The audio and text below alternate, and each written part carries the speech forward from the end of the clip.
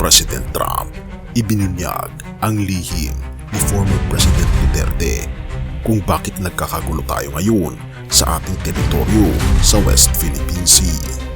Hindi raw kasalanan ni Pangulong Bongbong Marcos, kasalanan daw ni former President Duterte. Halika, atin itong pag-usapan mga kaibigan.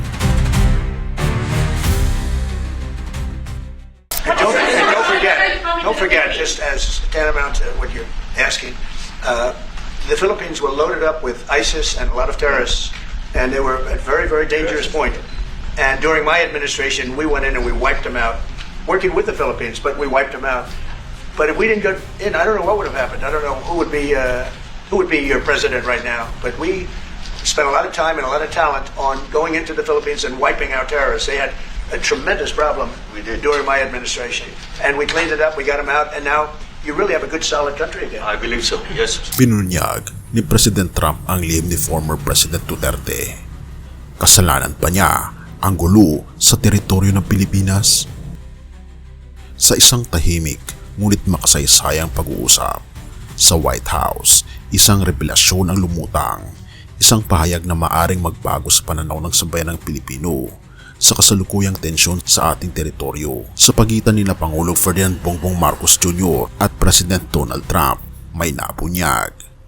Ang sentro kasi ng usapan ay bala, missile at ang Pilipinas. Tanong ng reporter, gaano po kahalaga ang ammunition hub na itatayo ng US sa Subic at sa Quezon Corridor, lalo't ito ay mga lugar na may strategic ports at military air bases? Sagot ni Trump, bala, oo, napakahalaga. Kung hindi ito mahalaga, hindi ito aaprubahan ng United States Congress Appropriations Committee. Pakinggan pa natin si Trump sa kanyang persyon. How crucial is the ammunition hub that the U.S. plans to build in Subic and the Quezon Corridor, considering that these will be built in areas that host strategic ports as well as military air bases? It's very important, otherwise we wouldn't. We need ammunition. We're going to end up in a few months, we'll have more ammunition than any country has ever had. We're going to have more missiles than any country has ever had.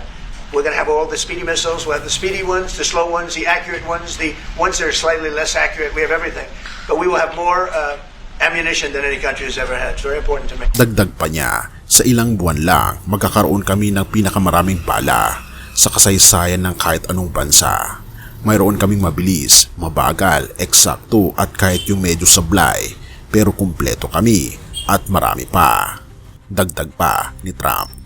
Sa harap ni Pangulong Bongbong Marcos, isang misteryosong pahayag naman.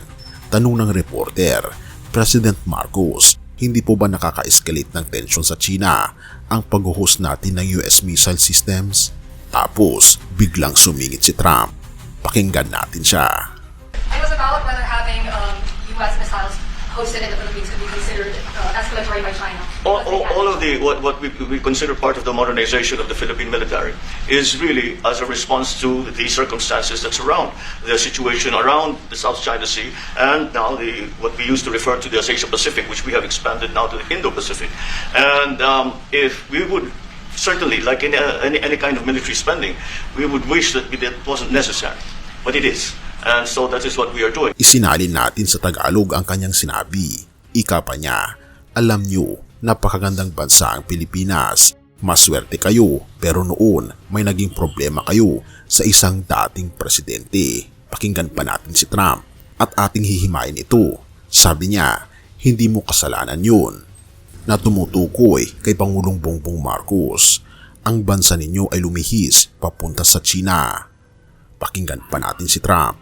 Are you from the Philippines? Yes, right, from the Philippines. How far are we from achieving Well, it's tough. He's a very tough negotiator. So far, we're not there because he's negotiating too tough. In fact, I used to like him better than I do now. He's too tough. But we'll probably agree to something. But he's strong, a strong negotiator. He loves your country. Pero agad namin kayong ibinalik sa amin. Napakinggan natin. Binanggit ni Trump, noon may naging problema kayo sa isang dating presidente. Ang tanong, ano itong ibinunyag ni Trump?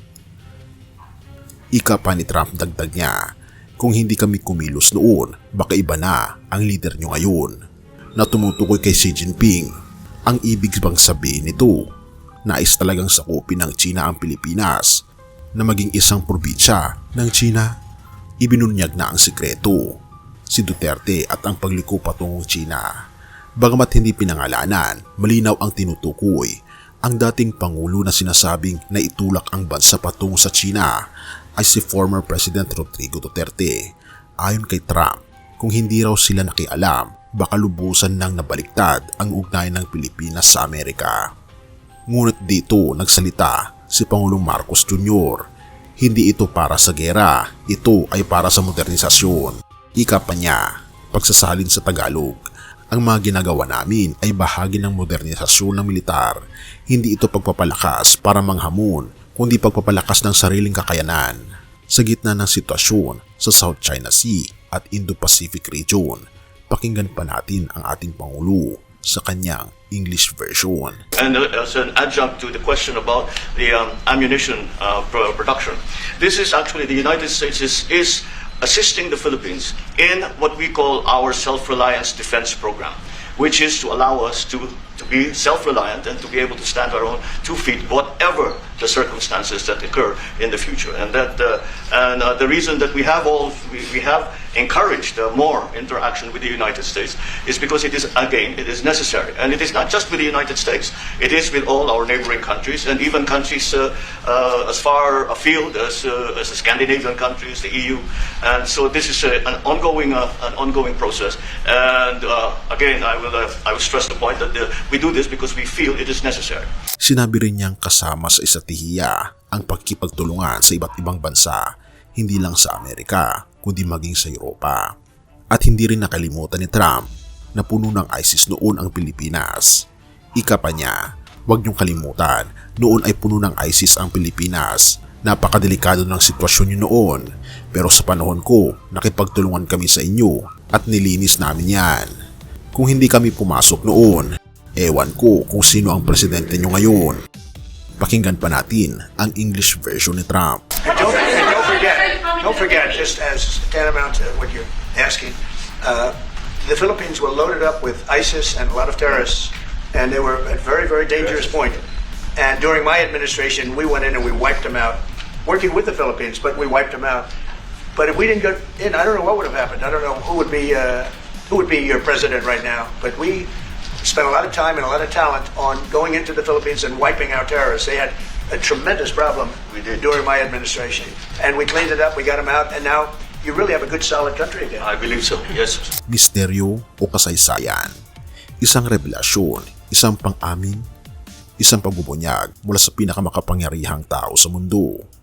Ang Pilipinas daw ay muntik ng tuluyang mapunta sa ilalim ng China. At ang sanhi raw nito, si dating Pangulong Duterte. Ang tanong, totoo ba ito? Totoo ba ang sinasabi ni Trump? Ngayon, binubuo ulit ang ugnayan sa US, tumataas ang presensya militar at lumalalim ang tensyon sa karagatan. Tanong ng bayan, totoo ba ang sinabing ito ni Trump? Kasalanan ba talaga ni Duterte ang tensyon sa West Philippines ngayon? Tayo ba ay napapasubo sa isang geopolitical na laro? At sino ang nagbukas ng pinto? Kaibigan, ano sa tingin mo ang patungkol sa topic na ito? Totoo ba ang sinasabi ni Trump? Sa bawat pambansang lihim na nabubunyag, sa bawat politikong sinisisi, sa bawat alyansang iniiba ang kapalaran ng bansa, isang tanong ang bumabalik, hindi lamang para sa mga pinuno, kundi para sa bawat isa sa atin. Anong desisyon ang ginagawa mo sa iyong buhay ngayon? At sino ang sinusundan mo? Ang gobyerno, ang ideolohiya o si Kristo? Joshua 24 verse 15. Ngunit kung inaakala ninyong masama ang maglingkod sa Panginoon, piliin ninyo sa araw na ito kung sino ang inyong paglilingkuran. Ngunit para sa akin at sa aking sambahayan, kami ay maglilingkod sa Panginoon. Ang mundo ay puno ng gulo, kasinungalingan at pansariling interes, kaibigan. Kahit sa gobyerno, may mga desisyong hindi laging para sa kabutihan ng lahat. Ngunit sa harap ng lahat ng ito, may isang desisyong espiritual na hindi nating pwedeng iwasan.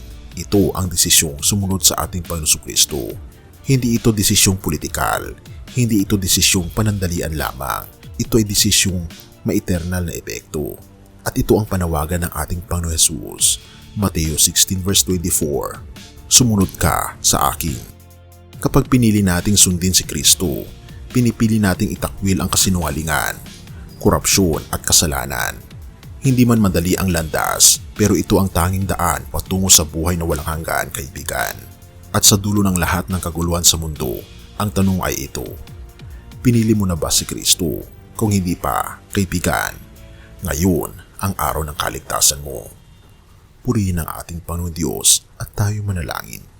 Ama naming Diyos na makapangyarihan sa lahat, sa gitna ng kaguluhan ng mundo, tinatawag niyo po kami sa isang desisyon na hindi po pwedeng ipagpaliban.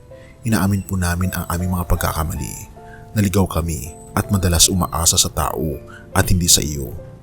Ngunit ngayon po, pinipili po naming sumunod sa iyo. Gawin niyo po kaming tapat, matuwid, at ilagay niyo po kami sa landas na ayon sa iyong kalooban. Ikaw ang aming Panginoon at tagapagligtas, o aming Panginoong Diyos. Sa inyo pong kabutihan sa amin, at patuloy niyo po kaming gabayan at patnubayan, at patawarin po kami sa lahat ng aming pagkukulang at pagkakasala. At salamat po sa pagdinig ng aming mga panalangin, at pakalinisin po kami sa lahat ng aming mga pagkakasala, sapagat ito po ang aming samot hiling sa matamis na pangalan ng aming Panginoon Jesus. Amen. Bago natin ipagpatuloy, kaibigan, siya nga pala ang Great Controversy, na isa sa mga pinaka-kontrobersyal na libro dahil tumutukoy ito sa mga propesiya sa libro ng Daniel at Revelation na nagaganap na sa panahon natin ngayon. Bago ang pagdating ng ating Panginoong Diyos ay pinamimigay na namin ng libre sa pamamagitan ng PDF. At ito ay nasa limited lamang na panahon, kaya i-click mo sa description sa baba upang ma-avail mo, kaibigan, ang napaka-importanteng libro ito na magbubukas sa iyo sa mas maliwanag mong hinaharap. Purihin ang ating Panginoong Diyos at tayo magpatuloy.